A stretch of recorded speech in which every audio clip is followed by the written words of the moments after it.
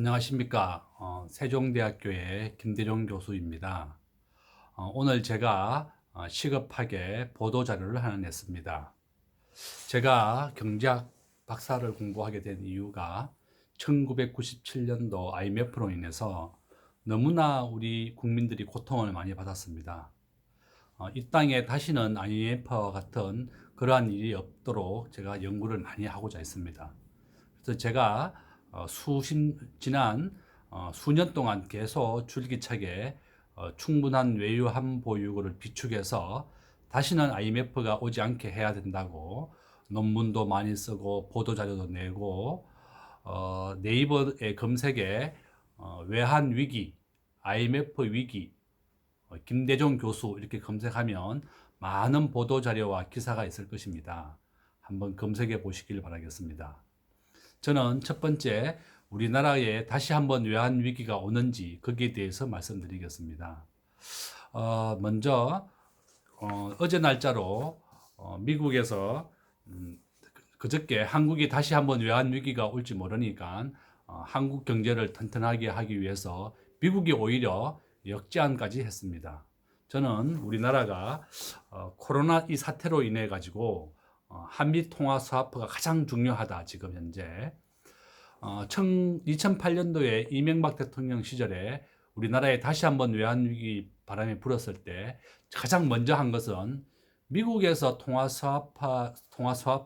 스와프라고 하는 것은 미국 달러를 한국 돈과 맞교환해 준다는 의미입니다. 그것을 당시에 500억 달러를 했었는데요. 그것이 체결됨으로 인해서 한국 경제가 안정이 되었습니다. 금액은 얼마 안 되지만 우리나라가 지금 현재 한국은행은 계속 자랑하고 있어요. 우리나라는 세계 9위의 외환 보유고 국가이고 튼튼하다. 아무 걱정 없다고 얘기하는데 정말 얼마나 터무니없는 이야기인지 정말 여러분들 기가 막힐 겁니다. 제가 한번 보여드리겠습니다.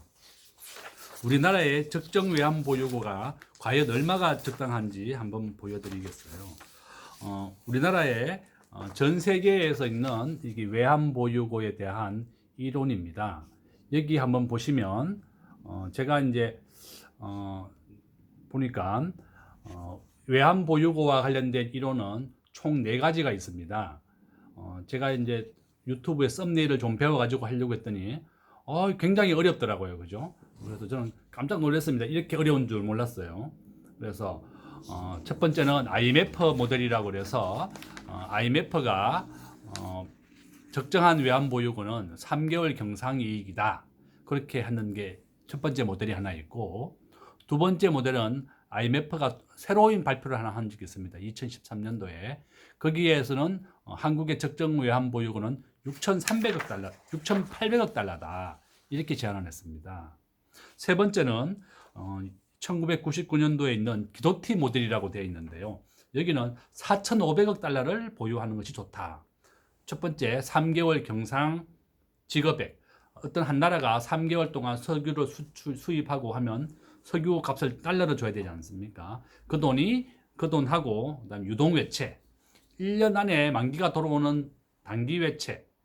장기외채 중에 1년 안에 언제 만기가 되는 걸 모르기 때문에 보통 우리는 단기외채에 곱하기 2를 해서 유동외채라고 부릅니다. 거기 해서 금액이 4,500억 달러입니다.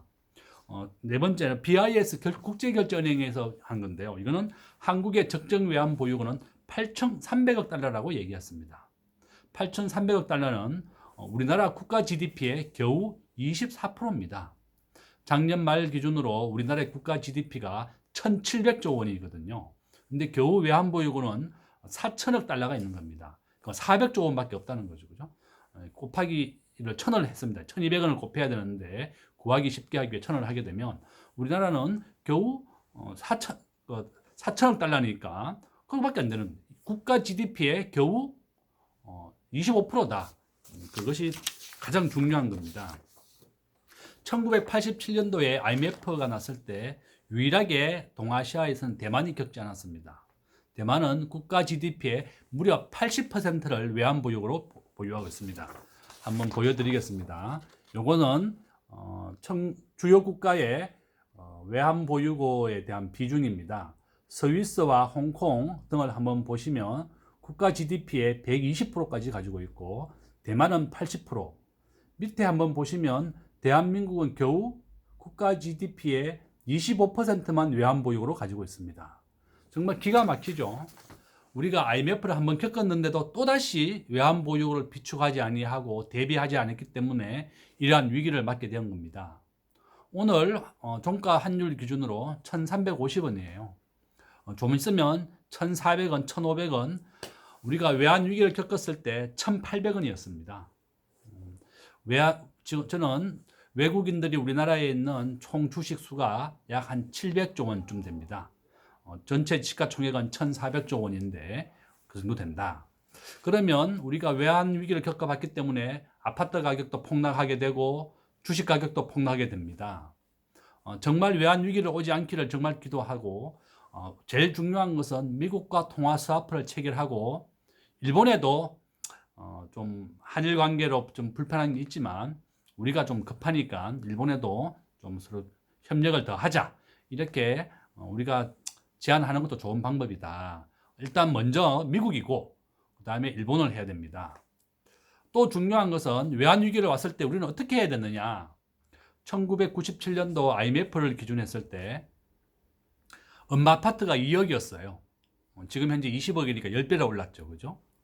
당시에 삼성전자가 3만 원이었습니다. 액면 분할하기 전에 삼성전자가 300만 원을 찍었기 때문에 100배가 올랐거든요. 그러니까 97년도로부터 삼성전자는 100배가 올랐고 엄마 아파트는 겨우 10배가 올랐다. 종합주가지수는 얼마였느냐? 당시에 종합주가지수가 300이었으니까 2100까지 왔죠. 2100을 찍어서 한 7배 정도 올랐지만 제가 97년도 정권회사에 근무를 했었는데 94년도부터 한 3년 정도 당시에 1000이었어요. 지금도 종합주가세는 1700이니까 겨우 1.7배, 2배도 안 오르는 겁니다. 결론은 종합주가지수의 지수에 투자해서는 절대 안 된다. 개별 종목, 삼성전자. 저는 주식 하시는 분들에게 지금 미국 주식도 애플이나 마이크로소프트도 20%, 30% 떨어졌습니다. 삼성전자도 30% 떨어졌습니다. 환율이 1200원, 1300원, 1400원 되기 때문에 여윳돈이 있다 그러면 한국 주식을 하지 마시고 반 정도는 삼성전자를 살 수 있도록 준비해 두시고 나머지 반은 미국 마이크로소프트나 애플을 살 수 있도록 준비해 주는 것도 좋다. 2001년도에 애플을 봤더니 주가가 80%를 폭락했고 마이크로소프트는 60% 폭락했습니다. 삼성전자는 물론 3만 원대로 내려왔었죠. 그죠? 저는 만약에 이렇게 위기가 온다 그러면 당연히 집값도 폭락하게 될 것입니다. 당시에 97년도 엄마 아파트가 2억이라고 생각한다면 여러분들이 가격을 기준할 수 있을 겁니다.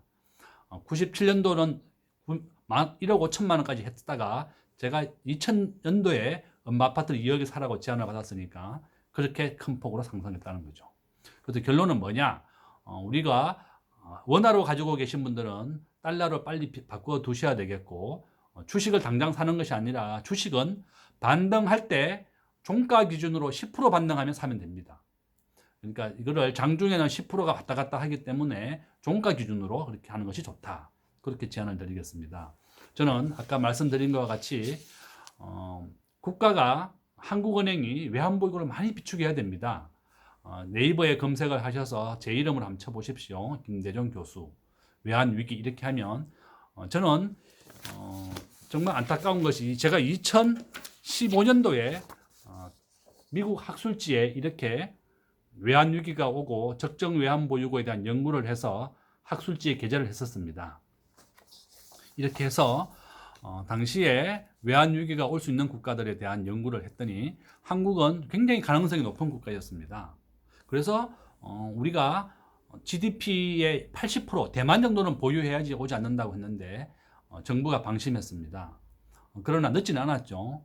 정부는 빨리 미국과 통화 스와프를 하고 일본과 통화 스와프를 체결해서 안전장치를 추구해 놔야 됩니다. 지금 미국과 일본은 통화 스와프를 거부했어요. 일본도 거부했었고 미국도 거부를 했기 때문에 우리가 맺지 못하고 있었던 겁니다. 늦었지만 지금이라도 빨리 서둘러서 통화 스와프를 체결해야 된다.